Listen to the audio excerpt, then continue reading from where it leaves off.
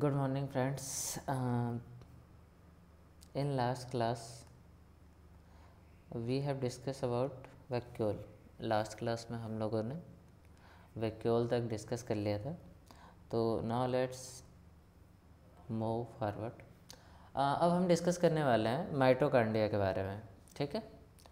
तो एक बात देखो कि जो माइटोकॉन्ड्रिया ये जो वर्ड है, पहली बात कि ये जो वर्ड होता है ये प्लूरल वर्ड होता है. माइटोकॉन्ड्रिया एक प्लूरल वर्ड है. सिंगुलर वर्ड होता है माइटोकॉन्ड्रियन. माइटोकॉन्ड्रियन इसका सिंगुलर वर्ड होता है. ठीक. तो माइटोकॉन्ड्रिया को आप माइक्रोस्कोप में नहीं देख सकते. ठीक है. कब तक नहीं देख सकते? जब तक कि हम इसे स्पेशली स्टेन ना करें. जब तक कि हम इसे स्पेशली स्टेन नहीं करते हैं तब तक हम माइक्रोस्कोप में इसको नहीं देख सकते. ठीक. माइटोकॉन्ड्रिया क्या है? सेल ऑर्गेनेली है. तो सेल ऑर्गेनेली कहाँ मिलेगी? साइटोप्लाज्म में. ठीक है. साइटोप्लाज्म में मिलेगी.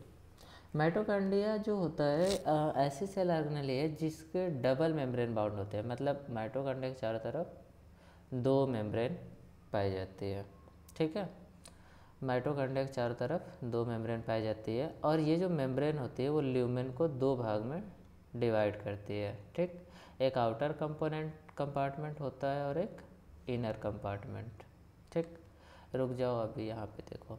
यहाँ पे ये एक माइटोकॉन्ड्रिया का फिगर है. ये माइटोकॉन्ड्रिया का चित्र है. अच्छा, एक बात ध्यान रखना कि अगर एनिमल सेल में सबसे बड़ी ऑर्गेनेली पूछे, लॉन्गेस्ट ऑर्गेनेली पूछे, तो आंसर होगा माइटोकॉन्ड्रिया. लेकिन प्लांट सेल में पूछे तो माइटोकॉन्ड्रिया नहीं होगा. उस केस में क्लोरोप्लास्ट होता है. तो प्लांट में सेकेंड रैंक पे है माइटोकॉन्ड्रिया सबसे लार्जेस्ट सेल ऑर्गेनेली में. बट एनिमल सेल में फर्स्ट रैंक है इसकी. ठीक. अब देखो ये माइटोकॉन्ड्रिया का फिगर है. तो इस माइटोकॉन्ड्रिया के फिगर में आपको ये एक मेम्ब्रेन दिख रही है. ये आउटर मेम्ब्रेन है जो कि कंटिन्यूअस है. और इसके अलावा एक इनर मेम्ब्रेन है. ये भी क्या है? कंटिन्यूअस ही है. ठीक है.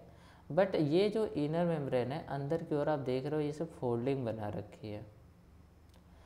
तो इनर मेम्ब्रेन अंदर की ओर फोल्डिंग बनाती है, आउटर मेम्ब्रेन नहीं बनाती. अब ये वाला जो भाग होता है, ये वाला जो पार्ट होता है, इस पार्ट को हम लोग मैट्रिक्स बोलते हैं. इसमें फ्लूइड मिलता है. उस फ्लूइड को हम लोग क्या बोलते हैं? मैट्रिक्स बोलते हैं. और ये एक मेम्ब्रेन है और ये दूसरी मेम्ब्रेन है. इन दोनों मेम्ब्रेन के बीच में जो स्पेस होता है ना, उसको हम लोग बोलते हैं इंटर मेम्ब्रेनस स्पेस. तो माइटोकॉन्ड्रिया के दो लेयर के बीच का जो स्पेस होगा उसको बोलेंगे इनर मेम्ब्रेन स्पेस. ठीक है. इसकी जो अंदर वाली जो लेयर होती है माइटोकॉन्ड्रिया की, वो अंदर की ओर धंस जाती है, मैट्रिक्स में धंसी हुई होती है. तो ये जो फोल्डिंग मिलती है ना, उंगली जैसी स्ट्रक्चर, ये फोल्डिंग दिख रही है. ठीक है. इस फोल्डिंग को हम लोग बोलते हैं क्रिस्टा. इस फोल्डिंग को हम लोग क्या बोलते हैं? क्रिस्टा. और जब क्रिस्टा को देखोगे तो क्रिस्टा पे आपको एक उंगली नुमा निकली हुई स्ट्रक्चर दिखेगी. ठीक है. ये जो उंगली नुमा स्ट्रक्चर निकली हुई दिखती है इसको हम लोग बोलते हैं F1 पार्टिकल या ऑक्सीसोम. जैसे मान लो ये इसकी इनर मेम्ब्रेन है. ठीक. तो इसकी जो इनर मेम्ब्रेन होती है उसमें एक ऐसे प्रोटीन होती है और एक बाहर की तरफ आपको प्रोटीन देखने को मिलेगी. तो ये जो अंदर वाली प्रोटीन होती है मेम्ब्रेन के भीतर जो पाई जाती है, इनर मेम्ब्रेन के भीतर, उसको F0 पार्टिकल बोलते हैं. और जो सरफेस पे बाहर प्रोटीन होती है उसको F1 पार्टिकल या ऑक्सीसोम बोलते हैं. ठीक है. तो कोई पूछेगा F1 पार्टिकल जिसका दूसरा नाम ऑक्सीसोम है कहाँ पाया जाता है? तो वो पाया जाता है हमारे इनर माइटोकॉन्ड्रियल मेम्ब्रेन पे. इनर माइटोकॉन्ड्रियल मेम्ब्रेन पे. ठीक. तो अब देखो कि मेम्ब्रेन जो होती है वो ल्यूमेन को दो भाग में डिवाइड कर रही है. एक तो आउटर कंपार्टमेंट है, एक इनर कंपार्टमेंट है. यहाँ देख लेते हैं.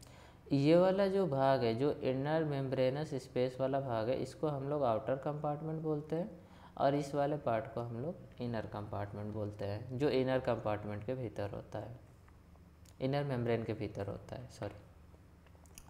तो इनर कंपोनेंट की बात करें तो filled with dense homogeneous substance called matrix. तो इनर कंपोनेंट बोलते हैं या इनर माइटोकॉन्ड्रियल मेम्ब्रेन के भीतर, ये इनर माइटोकॉन्ड्रियल मेम्ब्रेन है, ये भी इनर माइटोकॉन्ड्रियल मेम्ब्रेन है, इनके बीच में ये वाला जो पार्ट होता है ना, इस पार्ट को हम लोग मैट्रिक्स बोलते हैं, इस पार्ट को हम लोग मैट्रिक्स बोलते हैं। ठीक, अब जो इनर माइटोकॉन्ड्रियल मेम्ब्रेन है ये इनफोल्डिंग बनाती है, और इस इनफोल्डिंग को हम लोग क्रिस्टी बोलते हैं, सिंगुलर में क्रिस्टा बोलते हैं। एक को क्रिस्टा बोलना है, प्लूरल होगी तो क्रिस्टी बोलेंगे। तो यहाँ देखो कि ये जो इनर माइटोकॉन्ड्रियल मेम्ब्रेन है, देखो ये फिंगर लाइक प्रोजेक्शन है, देख रहे हो, अंदर की तरफ ये क्या हो गई, अंदर की तरफ ये इनफोल्ड हो गई, और ये जो स्ट्रक्चर बनाते हैं सिंगुलर में क्रिस्टा बोलते हैं, प्लूरल में क्रिस्टी बोलते हैं। ठीक, खास बात यहाँ पे ध्यान रखना है कि कोई पूछे माइटोकॉन्ड्रिया का फंक्शन क्या होता है, तो माइटोकॉन्ड्रिया का फंक्शन होता है एरोबिक रेस्पिरेशन। देखो एक तो ज़्यादातर ऑप्शन तुमको रेस्पिरेशन ही मिलेगा, बट रेस्पिरेशन में भी पूछे कि माइटोकॉन्ड्रिया का फंक्शन एक्चुअल में क्या है, अगर ऑप्शन दे दे एरोबिक रेस्पिरेशन, एनारोबिक रेस्पिरेशन, तो क्लिक करना है एरोबिक रेस्पिरेशन। तो mitochondria is a site of aerobic respiration, mitochondria पे एरोबिक रेस्पिरेशन होता है। अब एरोबिक रेस्पिरेशन होता क्या है बताते हैं। एरोबिक का मतलब है एयर के प्रेजेंस में, यानी ऑक्सीजन के प्रेजेंस में, और रेस्पिरेशन का मतलब होता है फूड से एनर्जी निकालना। कोई पूछे रेस्पिरेशन क्या होता है तो उसको बताना फूड से एनर्जी निकालना, और वो एनर्जी एक्चुअल में एटीपी के फॉर्म में स्टोर की जाती है हमारे बॉडी में। ठीक है, तो फूड से एनर्जी निकालने की जो प्रोसेस होती है उसको हम लोग रेस्पिरेशन बोलते हैं। तो माइटोकॉन्ड्रिया में क्या होता है, तो माइटोकॉन्ड्रिया में भी एरोबिक रेस्पिरेशन होता है, यानी फूड से एनर्जी निकाली जाएगी। तो ये क्या करते हैं, सेलुलर एनर्जी प्रोड्यूस करते हैं। देखो सेल में जो एनर्जी होती है वो एटीपी के फॉर्म में होती है, तो एटीपी को बोल सकते हो एनर्जी कॉइन, एनर्जी कॉइन। या सेलुलर एनर्जी कोई पूछे सेलुलर एनर्जी किस फॉर्म में स्टोर होती है, आंसर होगा एटीपी के फॉर्म में स्टोर होती है। ठीक, तो यहाँ पे क्या हो रहा है कि माइटोकॉन्ड्रिया जो है प्रोड्यूस कर रही है एनर्जी, किस फॉर्म में, एटीपी के फॉर्म में, या बोल सकते हो माइटोकॉन्ड्रिया एटीपी प्रोड्यूस करता है, और एटीपी एक्चुअल में एनर्जी कॉइन है। इसलिए माइटोकॉन्ड्रिया को हम बोलते हैं power house of the cell, क्योंकि यहाँ पे पावर का प्रोडक्शन हो रहा है। ठीक, अब अगर मैट्रिक्स को देखोगे तो मैट्रिक्स के भीतर तुमको मिलेगा सिंगल सर्कुलर डीएनए मॉलिक्यूल। अब यहाँ पे ध्यान दो, सिंगल सर्कुलर मतलब एक ही डीएनए मॉलिक्यूल होगा, और वो भी सर्कुलर होगा, वो भी सर्कुलर होगा। ठीक, लेकिन वो डीएनए तुम्हारा डबल स्टैंडर्ड होगा, डीएनए डबल स्टैंडर्ड ही होगा। अच्छा, इसके अलावा आपको क्या मिलेगा, कुछ आरएनए मिलेंगे, राइबोसोम 70S टाइप के मिलते हैं, जिससे यहाँ पे प्रोटीन की सिंथेसिस होती है। माइटोकॉन्ड्रिया का डिवीजन फिशर से होता है। तो अब तक हमने क्या देखा, लेट्स क्विक रिवाइज। माइटोकॉन्ड्रिया हमने देखा कि माइटोकॉन्ड्रिया एक डबल मेम्ब्रेन वाली सेल ऑर्गेनेली है, जिसमें एक आउटर मेम्ब्रेन होती है और एक इनर मेम्ब्रेन होती है। ये दोनों मेम्ब्रेन माइटोकॉन्ड्रिया को दो भाग में डिवाइड करते हैं, एक को हम लोग आउटर कंपार्टमेंट बोलते हैं, एक को हम लोग इनर कंपार्टमेंट बोलते हैं। जो इनर वाला कंपार्टमेंट होता है, भीतर वाला पार्ट होता है, उसको हम लोग मैट्रिक्स बोलते हैं, कि उसमें जो सब्सटेंस होता है उसको मैट्रिक्स बोलते हैं, और जो दोनों मेम्ब्रेन के बीच वाला यानी आउटर कंपार्टमेंट होता है उस स्पेस को हम लोग इंटर मेम्ब्रेन स्पेस कहते हैं। अंदर वाली जो मेम्ब्रेन होती है भीतर की तरफ फोल्डिंग बनाती है, अंदर वाली मेम्ब्रेन भीतर की तरफ फोल्डिंग बनाती है। इस फोल्डिंग्स को हम लोग एक को क्रिस्टा बोलते हैं और कई होती है तो क्रिस्टी बोलते हैं। अब ये जो क्रिस्टी होती है, इस क्रिस्टी के ऊपर आपको एक ऐसे फिंगर लाइक प्रोजेक्शन देखने को मिलती है, जो बाहर की तरफ जो उतनी प्रोजेक्शन होती है उसको F1 पार्टिकल या ऑक्सीसोम बोलते हैं, और इनर मेम्ब्रेन के भीतर भी प्रोटीन पाई जाती है, उस प्रोटीन को हम लोग F0 पार्टिकल बोलते हैं। इसके अलावा अगर देखें तो ये मैट्रिक्स में आपको क्या देखने को मिलेगा, तो मैट्रिक्स में आपको देखने को मिलेगा single circular double standard DNA, यानी मैट्रिक्स के भीतर आपको क्या मिलेगा, एक डीएनए देखने को मिलेगा। डीएनए के अलावा इसमें क्या मिलता है, आरएनए भी पाया जाता है, और आरएनए के अलावा इसमें क्या मिलता है, 70S राइबोसोम। अब देखो डीएनए भी है, आरएनए भी है और 70S राइबोसोम भी है। तो देखो ये क्या कर सकता है, ये भी क्या कर सकता है, प्रोटीन का सिंथेसिस कर सकता है। क्यों? क्योंकि इसके पास राइबोसोम है। तो माइटोकॉन्ड्रिया के पास डीएनए, आरएनए और राइबोसोम की वजह से खुद की प्रोटीन बनाने की क्षमता उत्पन्न होती है। और सेल डिवीजन में ये डिवाइड करते हैं by the help of fusion. मतलब एक माइटोकॉन्ड्रिया 2 माइटोकॉन्ड्रिया में डिवाइड होता है और इसको कंट्रोल सेल की न्यूक्लियस नहीं करती, माइटोकॉन्ड्रिया खुद से खुद को कंट्रोल करता है। इसलिए हम लोग माइटोकॉन्ड्रिया को बोलते हैं semi autonomous organelle. Semi autonomous organelle इसलिए इसको बोलते हैं क्योंकि ये खुद की ऑर्गेनेली के लिए प्रोटीन बना सकता है। उसके लिए इसको न्यूक्लियस से किसी भी मैसेज का वेट नहीं करना होता है, ये खुद से खुद के डिवीज़न भी कर लेता है। तो इसलिए इसको ना ये भी बोल देते हैं, कभी कभी देखोगे ना कुछ जगह ये लिखा रहेगा प्रोकैरियोट इन यूकैरियोट, इसको क्या बोल देते हैं, प्रोकैरियोट इन यूकैरियोट। क्यों? क्योंकि देखो प्रोकैरियोटिक सेल में भी देखोगे तुमको सिंगल सर्कुलर मतलब प्रोकैरियोटिक सेल में भी देखोगे तो डीएनए तुमको देखने को मिलेगा, 70S टाइप का राइबोसोम मिलेगा, आरएनए मिलेगा, उतनी चीज़ इसके पास भी है। इसलिए इसको भी बोल देते हैं प्रोकैरियोटिक इन यूकैरियोटिक। किसको? माइटोकॉन्ड्रिया को। किसको? माइटोकॉन्ड्रिया को। अब आपके लिए एक सवाल है कि माइटोकॉन्ड्रिया की खोज किसने की, ये आप पता करके बताना। नेक्स्ट हम डिस्कस करते हैं प्लास्टिड। प्लास्टिड देखो ये सबसे बड़ा सेल ऑर्गेनेली है ना, लार्जेस्ट सेल ऑर्गेनेली, ठीक। तो बट ये किस में पाया जाता है? Plant cell. तो अगर प्लांट सेल है तो उसमें लार्जेस्ट सेल ऑर्गेनेली प्लास्टिड होगा, बट अगर एनिमल सेल है तो प्लास्टिड ना होकर माइटोकॉन्ड्रिया होता है। लेकिन प्लांट सेल में माइटोकॉन्ड्रिया सेकेंड रैंक पे आता है, ठीक है। तो प्लास्टिड की खोज की थी हैक्ले ने, यही लिखा है क्या, लिख देते हैं। प्लास्टिक की खोज की थी हैक्ले नामक साइंटिस्ट ने, या हैकल, देखो बहुत लोग हैकल बोलते, बहुत लोग हैक्ले बोलते हैं, ठीक है जो भी है। तो प्लास्टिक की खोज की थी हैकल ने, ठीक। प्लास्टिड की बात करें तो ये सभी प्लांट सेल में पाया जाता है। प्लास्टिड हर एक प्लांट सेल में पाया जाता है और यही डिसाइड करता है कलर, प्लांट का कलर डिसाइड करता है प्लास्टिड। कैसे बताते हैं। तो प्लास्टिड कहाँ मिलता है? प्लांट सेल में। इसके अलावा मिलता है यूग्लेनॉइड में। यूग्लेनॉइड देखो प्लांट नहीं है और ना ही एनिमल है, यूग्लेनॉइड प्रोटिस्टा होता है। आर.एच. विटेकर ने 5 किंगडम क्लासिफिकेशन किया था, तो उसमें फर्स्ट मोनेरा था, सेकंड प्रोटिस्टा था, थर्ड फंजाई था, फोर्थ प्लांटी था और फिफ्थ एनिमलिया था।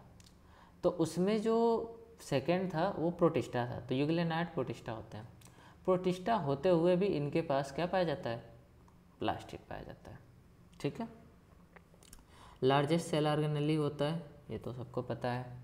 अच्छा, प्लास्टिड को हम लोगों ने क्लासिफाई किया, प्लास्टिड को हम लोगों ने क्या किया? क्लासिफाई किया, ठीक। और इसका जो क्लासिफिकेशन था वो टाइप ऑफ पिगमेंट पे डिपेंड करता था। टाइप ऑफ पिगमेंट, हाँ देखो प्लास्टिड के भीतर पिगमेंट पाया जाता है और वही पिगमेंट प्लास्टिड का कलर डिसाइड करता है और प्लास्टिड प्लांट का कलर डिसाइड करता है, ठीक। अब देखो अगर प्लास्टिड के अगर वो देखो 3 टाइप के होते हैं क्लासिफिकेशन, देखो प्लास्टिड 3 टाइप के होते हैं, एक क्लोरोप्लास्ट होते हैं, एक क्रोमोप्लास्ट होते हैं, एक ल्यूकोप्लास्ट होते हैं, ठीक। नाम से क्लियर है। पहले देखो पहला क्या है? क्लोरोप्लास्ट। तो क्लोरो का मतलब होता है ग्रीन, यहाँ पे लिख सकते हो क्लोरो, देखो लैटिन वर्ड है जिसका मतलब होता है ग्रीन। तो क्लोरोप्लास्ट कैसा होगा? ग्रीन होगा। तो जिस प्लांट सेल में क्लोरोप्लास्ट मिलेगी वो प्लांट सेल ग्रीन हो जाएगी, और वो सेल जिस टिश्यू में होगी वो टिश्यू ग्रीन होगा, और वो टिश्यू जिस सेल में होगा, जिस ऑर्गन में होगा वो ऑर्गन ग्रीन होगा। तो क्लोरोप्लास्ट ग्रीन कलर का प्लास्टिड होता है, ठीक। अब ग्रीन कलर प्लांट में कहाँ देखने को मिलता है? लीफ में देखने को मिलता है, तो लीफ में क्लोरोप्लास्ट है। देखो जो प्लांट नया होता है ना, छोटा सा होता है, तो उसके स्टेम भी ग्रीन होता है, तो वहाँ पे भी क्लोरोप्लास्ट होता है। अच्छा, क्लोरोप्लास्ट में भी ये कलर किसके वजह से आता है? तो उसमें कुछ पिगमेंट होता है क्लोरोप्लास्ट में। क्लोरोप्लास्ट में पहला पिगमेंट मिलता है chlorophyll, chlorophyll A, chlorophyll B. A B दो टाइप के होते हैं, ठीक है, प्लांट्स में, हायर प्लांट्स में। तो क्लोरोप्लास्ट में क्लोरोफिल होता है, इसके अलावा कैरोटेनॉइड्स होते हैं। क्लोरोफिल और कैरोटेनॉइड पिगमेंट होते हैं और यही कलर डिसाइड करते हैं, इनके वजह से ग्रीन होता है। विच आर रिस्पॉन्सिबल फॉर, इसके अलावा ये करते क्या है? ये पिगमेंट का काम होता है लाइट एनर्जी को ट्रैप करना। ये पिगमेंट लाइट एनर्जी को ट्रैप करते हैं, जिससे बाद में उस लाइट एनर्जी को हम लोग कहाँ रख देते हैं? फूड के भीतर। हम फूड खाते हैं तो एनर्जी कहाँ से मिलती है? हमने फूड खा लिया, फूड कहाँ से मिला? प्लांट से मिला होगा, प्लांट से हमने फूड लेके खा लिया। तो प्लांट करता क्या है? प्लांट करता क्या है कि सन की जो एनर्जी होती है, सन की एनर्जी को वो फूड में स्टोर करता है। प्लांट सन की एनर्जी को फूड में स्टोर करता है, तो सन की एनर्जी को ट्रैप करने के लिए कुछ चाहिए, तो क्लोरोफिल, कैरोटेनॉइड, ये पिगमेंट सन की एनर्जी को ट्रैप करते हैं। फोटोसिंथेसिस में बहुत अच्छे से पढ़ेंगे इसको, ठीक है। अभी बस इतना ध्यान रखो, ट्रैप करते हैं। इसके अलावा दूसरा क्रोमोप्लास्ट। इसमें देखो जो वर्ड है क्रोमा, वर्ड है क्रोमा, क्रोमा का मतलब होता है कलर। तो क्रोमोप्लास्ट में देखो फैट सॉल्युबल कैरोटेनॉइड पिगमेंट पाए जाते हैं, ठीक है। अब इसमें कैरोटेनॉइड में देखो, जैसे कैरोटेनॉइड कई टाइप के होते हैं, तो कैरोटेनॉइड में कैरोटीन पाया जाता है, जेंथोफिल पाए जाते हैं और कुछ दूसरे टाइप के पिगमेंट होते हैं। और जो पिगमेंट होता है ना, उसके हिसाब से कलर होता है। तो कलर येलो हो सकता है, ऑरेंज हो सकता है, रेड हो सकता है। यूजुअली जो फ्लावर का कलर आता है, फ्लावर का जो कलर आता है, वो फ्लावर का कलर क्रोमोप्लास्ट की वजह से आता है। कोई पूछे फ्लावर का कलर किसके वजह से आता है, तो उसको बताना कि फ्लावर का कलर क्रोमोप्लास्ट की वजह से आता है। फ्लावर का कलर क्रोमोप्लास्ट की वजह से आता है। चलो आगे चलते हैं। अब नेक्स्ट बात करते हैं ल्यूकोप्लास्ट। ल्यूको का मतलब होता है कलरलेस। तो एकदम से कलरलेस होगा तो वाइट कलर तो होगा ही प्लांट में। तो ल्यूकोप्लास्ट जो होते हैं एक्चुअल में कलरलेस प्लास्टिड होते हैं, इनमें कलर नहीं स्पेसिफिक होता है। इनका फंक्शन होता है न्यूट्रिशन को स्टोर करना। देखो क्लोरोप्लास्ट का फंक्शन क्या था? सनलाइट की एनर्जी को ट्रैप करके उसको फूड में डालना। क्रोमोप्लास्ट का फंक्शन क्या था? प्लांट के विशिष्ट स्पेशल सेल्स को कलर देना, जैसे फ्लावर को कलर देना। ल्यूकोप्लास्ट का काम क्या होता है? न्यूट्रिशन को स्टोर करना। अब ये जो स्टोर करता है ना, उसके हिसाब से इनका नाम पड़ता है। जैसे 3 टाइप के ल्यूकोप्लास्ट है, यहाँ पे देखो, एक है एमाइलोप्लास्ट, एक क्या है? एमाइलोप्लास्ट। तो आगे चल के पढ़ोगे, एमाइलिन जो होता है वो कार्बोहाइड्रेट होता है। एमाइलोप्लेक्टिन और एमाइलिन ये सब क्या होते हैं? कार्बोहाइड्रेट होता है। एमाइलोपेक्टिन ये क्या होता है? कार्बोहाइड्रेट होता है। तो एमाइल वर्ड जहाँ पे आ जाए वहाँ से समझ लो कार्बोहाइड्रेट है। एमाइल वर्ड का मतलब क्या है? कार्बोहाइड्रेट। और प्लास्ट का मतलब क्या है? प्लास्टिड। यानी ऐसा प्लास्टिड जो एमाइल को स्टोर करे, यानी कार्बोहाइड्रेट को स्टोर करे। तो कार्बोहाइड्रेट को स्टोर करने वाले प्लास्टिड को हम एमाइलोप्लास्ट बोलते हैं। ये ल्यूकोप्लास्ट का एक एग्जाम्पल है, ठीक। इसका एग्जाम्पल है पोटैटो। पोटैटो के भीतर देखोगे ना तो आपको एमाइलोप्लास्ट दिखेगा। देखो उसका कोई कलर नहीं है। ये सब के सब कैसे होंगे? कलरलेस होंगे, स्पेसिफिक कलर नहीं होगा इनका। तो एमाइलोप्लास्ट जो होता है वो कार्बोहाइड्रेट स्टोर करता है, पोटैटो के भीतर पाया जाता है। अब नेक्स्ट है इलेयोप्लास्ट। इलेयोप्लास्ट, प्लास्ट का मतलब हो गया प्लास्टिड, इलेयो का मतलब होता है आयल। इसको कैसे याद करोगे? ऐसे याद करो। देखो इलेयोप्लास्ट में देखो यहाँ पे ओ है, इलेयोप्लास्ट में ओ है, आई है, यल है, उल्टा याद कर लो। ओ है, आई है, एल है। इलेयोप्लास्ट में देख रहे हो, ओ है, आई है, एल है, उल्टा देखो, ठीक। तो इलेयोप्लास्ट याद हो जाएगा। इलेयोप्लास्ट किसको स्टोर करता है? ऑयल। ऑयल में सबको पता है फैट होता है। इलेयोप्लास्ट यहाँ से याद करो, O I L, oil. Elaioplast oil store करता है। नेक्स्ट है एल्यूरोप्लास्ट। तो तुमको पता होना चाहिए, इसको यहाँ से याद कर दो। एल्यूरॉन, एल्यूरॉन लेयर पाई जाती है मेज के सीड में। जो मक्का का सीड होता है ना उसमें एल्यूरान की लेयर पाई जाती है, और ये एल्यूरान की लेयर बनती है एक्चुअल में प्रोटीन से। तो यहाँ से याद कर लो, एल्यूरो का मतलब ही है यार प्रोटीन। तो एल्यूरोप्लास्ट जो स्टोर प्रोटीन को स्टोर करता है उसको हम लोग क्या बोलते हैं, एल्यूरोप्लास्ट बोलते हैं। तो ये तीनों एग्जाम्पल इंपॉर्टेंट है, याद रखना, मैचिंग टाइप के क्वेश्चन में पूछा जा सकता है। अब हम लोग क्लोरोप्लास्ट को इन ब्रीफ डिस्कस करेंगे, ठीक है। ये है हमारे पास क्लोरोप्लास्ट। क्लोरोप्लास्ट कैसा होगा, क्लोरो का मतलब ये ग्रीन, ग्रीन होगा।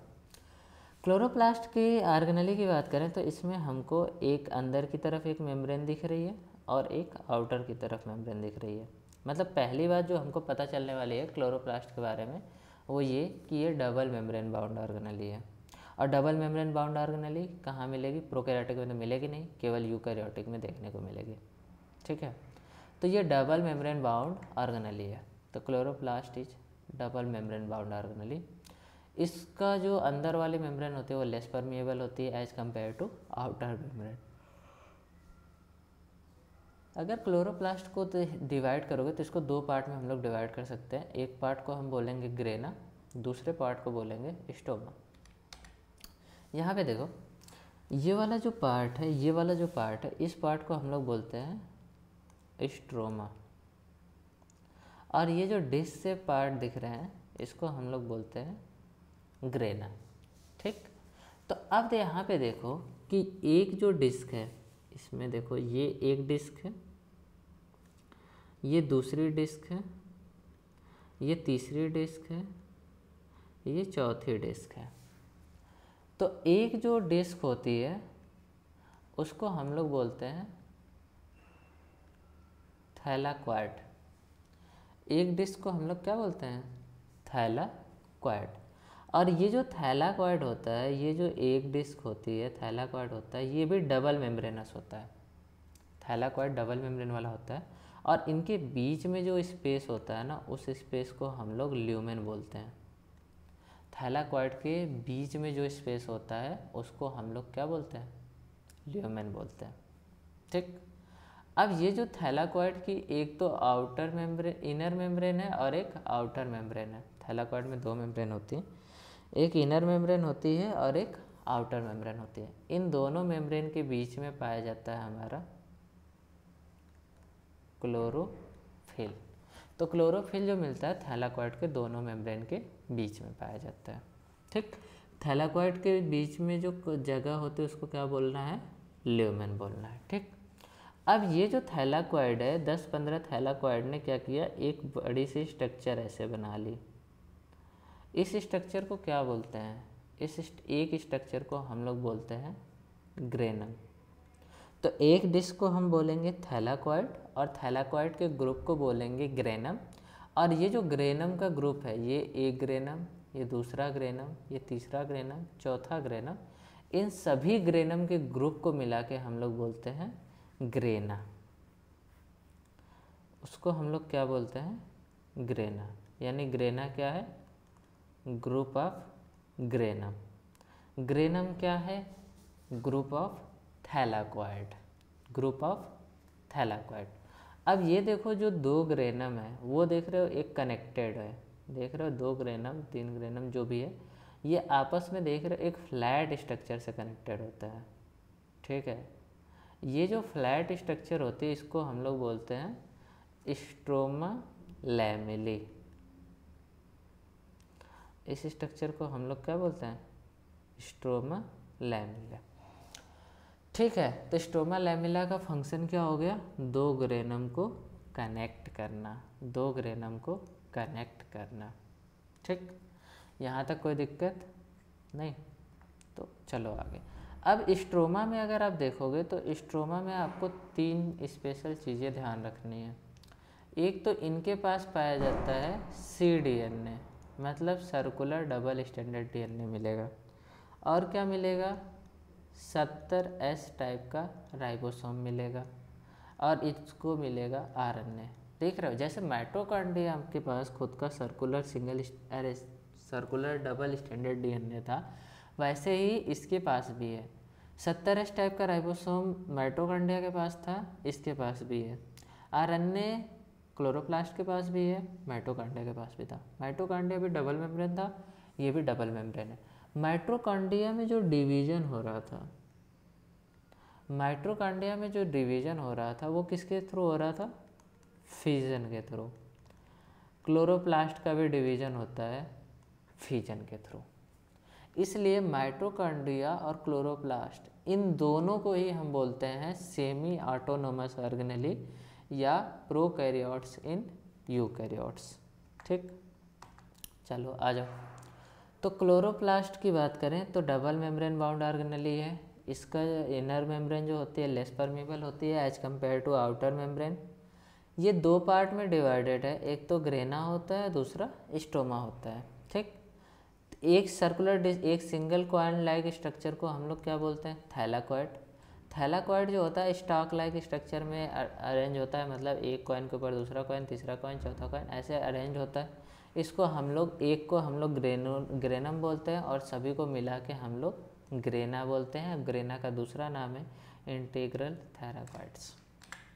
ठीक, इसके अलावा आपको फ्लैट मेम्ब्रेन ट्यूबुल्स दिखेगी जिसको हम लोग स्टोमल लैमेली बोलते हैं। स्टोमल लैमेली क्या कर रही है?